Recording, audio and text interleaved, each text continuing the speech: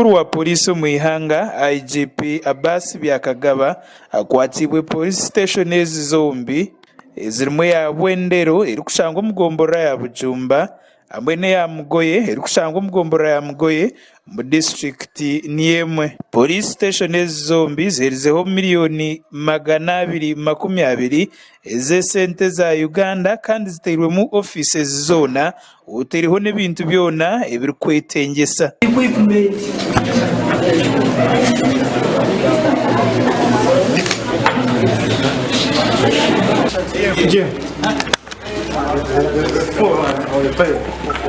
Mbigambo bye Dr. Hadija Namutebi asimire kampuni ya Bidco abukuhereza polisi obushagichi oburengo nkoru ne polisi yonna nga polisi tuli basanyifu nnyo olw'ekikolwa kino aba Opol company kye bakoze okugatta ku ttafaali ery'okuzimba foundation security.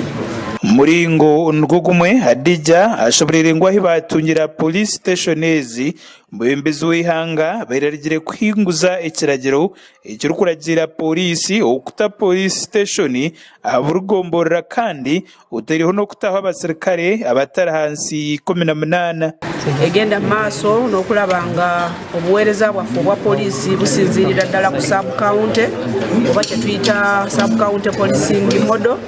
Kati zino sub county zibiri ekalangala Opul ebetukwatiddeko nnyo.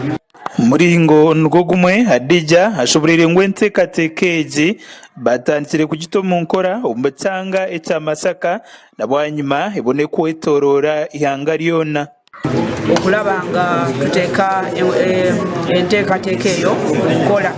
So nga polisi tuli basanyufu nnyo era ntwala omukisa guno n'okukatiriza kino nti polisi y'e Kalangala eri wansi wa Greater Masaka bakozese ebizimbe bino bulungi. Mbigambo bye manager wa Oil Palm Uganda Limited Dominic Sarid ashoborere ngo byokwerinda n'enshonga nkuru munonga nicyo cyabagemesereze no kureta sente zabo mu ihanga erya Uganda.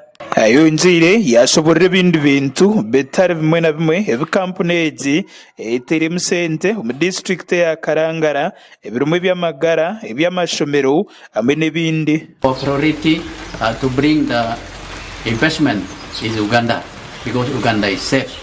So let us continue support this. There is a land, a very good land, 100,000 hectares.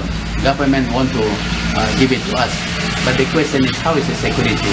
Mbigambo bye or RDC wa district egi asimire kampuni egi abukora ebintu nk'ebi by'entunguka kandi biri kuretaho obusinge omu ihanga. Almost I want to thank His Excellency who sourced them, did a commendable work, and indeed we have got the right investors in the place. Asante sana.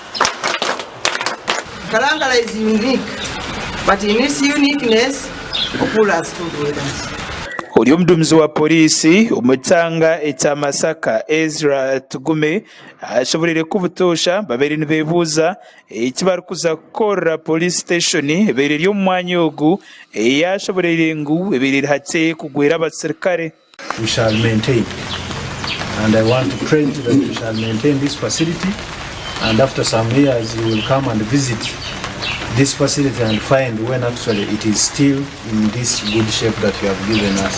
Ati manager wa company egi nukukwehanangiriza abantu mu district ya Karangara ukongera kumushabira uteriho no kumuhagira habukuba ebirungi nubo byatandika. Ebi bizireho bwanyuma yebwire buke umubembezi w'ihanga arigire kuragira ku polisi etaho buryo obwo kurebeka ngo burugomborera yona yagira police station ndekigenderwa cyo kucendeza habuhenda biragiro mu ihanga. Makuraga gashakwa nakamya Francisca Nalutaya aba Sky TV agenshonga muri Karangara.